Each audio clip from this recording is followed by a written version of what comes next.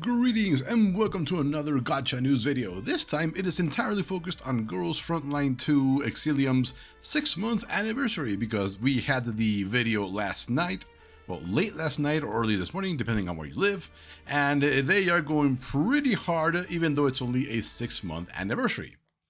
So let's take a look at what we are getting in this handy little basically PowerPoint presentation that I took screenshots of from their video because honestly it was a lot easier.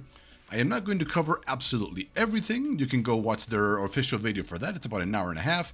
They have a real-life Mo hanging around covered in access permission tickets. So, yeah, it's pretty funny. Anyway, this is the TLDR version, so let's go over it relatively quickly. This over here is a web event on their official webpage. I believe it's something to do with a cafe that Springfield, Sharkry, Macchiato, and Centauresi work at. And as you can see, some pretty nifty rewards here: iPhone 16, Razer keyboard, and collapsible pieces. I don't know what the event entails, but hey, free stuff. Then we've got the more important part here of the in-game events, Radiant Spirits. By completing it, we get 1 Fade Doll, which is pretty interesting. Nobody was expecting that. At least nobody that doesn't follow the Chinese server like I do. I had no idea we were getting actually both Springfield and Perry, so that was a nice surprise for me. Inverse Cipher, login event, 500 collapsible pieces and a bunch of resources, very nice. I just got to level 55 myself, so I still don't know what persistent boost chips are, but they are a limited currency event, so... No, limited event currency, so I'm collecting them in case something else, in case I really do need them. Then, let's see, Vision in Supply Mission, double resource drop rates, pretty nifty. Intelligence supplies, pretty much extra 120 intelligence every single day. And then here, the most important part, 30 targeted access permission tickets and 10 normal access permission tickets. This is pretty big, considering you only need 80 pulls on a particular banner to guarantee a 50-50, or 160 to absolutely guarantee the character. So the fact that they are giving us 30 over the entire event, which I believe is going to be around 21 days or so, that's pretty nice. And then we've got a couple codes here and here for 200 collapsible pieces, all in all pretty nice rewards just for seeing the stream, and these codes are valid up to the 29th of June, so you still have a couple of days to input them within the game or the official webpage and cash out. So now, without further ado, let's take a look at slightly more detailed information. First, we are indeed getting Springfield. They teased her last week. Springfield, from what they showed, is a Hydro support doll, but the most important part is that her with 1 copy, so V1, along with Tololo on V2, so having 3 copies of Tololo means that Tololo can perform 3 attacks every 2 turns, which is pretty nifty. Combine that with other, support attackers like Kanju or Sharkry, and yeah, you can end up with a very strong 1-turn combo every 2 turns, so very nice. Unfortunately, that means I need to pull 2 copies of her to make my Tololo as useful as possible, which means I may not be able to pull on Perry's banner. Now, originally I wasn't particularly interested. She is a Vanguard, a Bulwark class doll with a little bit of fire damage, but she's molded, and I think she's got an AoE taunt ability. She does come with a big shield, but other than that, I really wasn't interested until I saw her in-game animations, and they were pretty nice. Her outfit is actually not too bad either. So if I have any leftover pulls, I might pull for her as well. Then this is also when we were told that we are getting a free copy of Faye. She is also being added to the standard pool as of the event. So you have a chance to pull her on normal tickets, or if you want to guarantee her so you can max out her, her breakthrough, I think it's called. So you can actually get the rest of the copies for her. But we are not done yet. First, we are getting Springfield's first costume, which is this.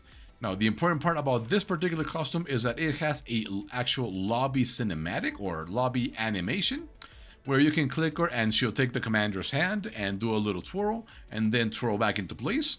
So she's got that along with a a thigh pillow animation for the dorm. So yeah, it's not really my style personally, so I won't be getting it, even though I have a bit of premium currency lying around.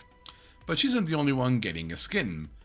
As you can see, Faye is also getting a skin. It looked pretty okay. It's not the best thing in the world, but hey, it matches with what little I know about her character. She's very fighty, she loves physical combat, and her doll actually deals physical damage and has a very large AoE with her axe, so it kind of fits her. In-game it looks a little bit okay-ish, but hey, it's a skin.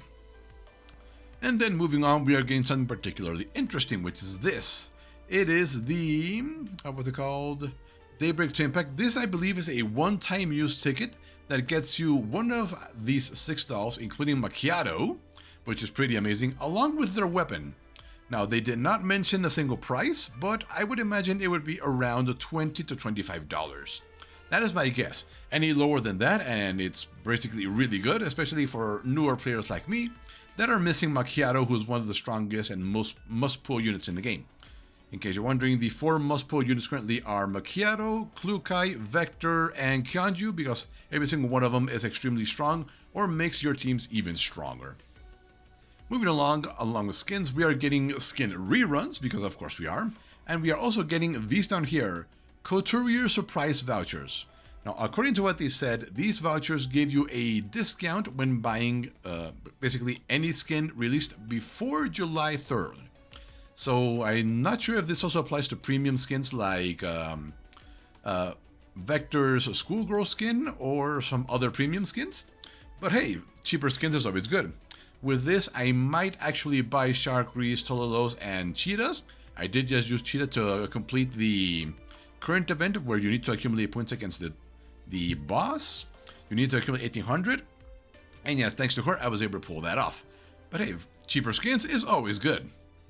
Then we've got, yes, expansion keys for both Tololo and Sharkry, which is amazing.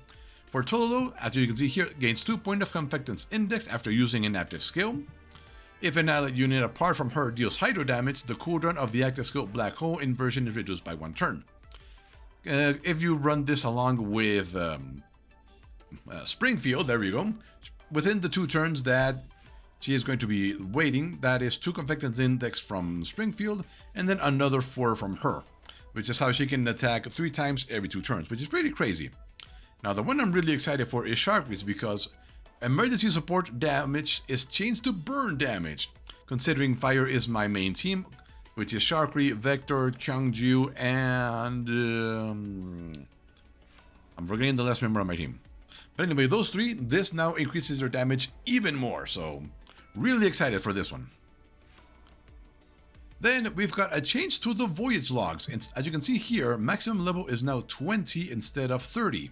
According to them, this is so that voyage logs reset every 20 days, and we can get more rewards faster.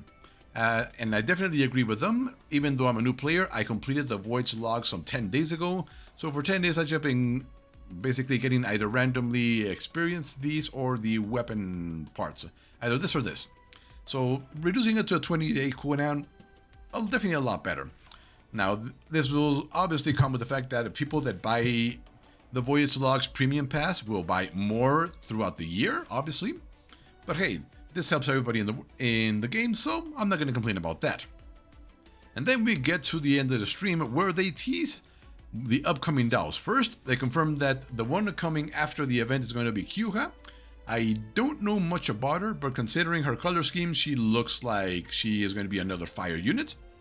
I am not sure if I'm going to pull her because of this. If you look down here, is it visible here? Yes. If you look down here, you'll see that after Kyuha, we are getting Hydro and Electric type dolls. Now, I don't know about Hydro, but the one doll I've been looking forward to, which is Lena, is Electric, along with her quote-unquote sister, Leva. So, yeah. I'm not sure if I'm going to be pulling after this event, because if Lena is coming by, I definitely need to get her, especially since I have absolutely nobody that deals shock damage. So yeah, that is the extremely short version of the stream for Girls Frontline 2 Exilium's 6-month anniversary. Lots of fun stuff, lots of teases, and it was a pretty fun event. They had a life-sized Mo Kigurumi there with a giant bobblehead on stage, which was interesting. They covered her in tickets when they announced that we were getting so many tickets, so yeah, pretty fun. So anyway, thank you for watching, and we will see you next time when some other fun things happen in other gacha games, because I believe in July is also Fate Grand Order Global's 8th anniversary. I believe. Yes, 8th anniversary.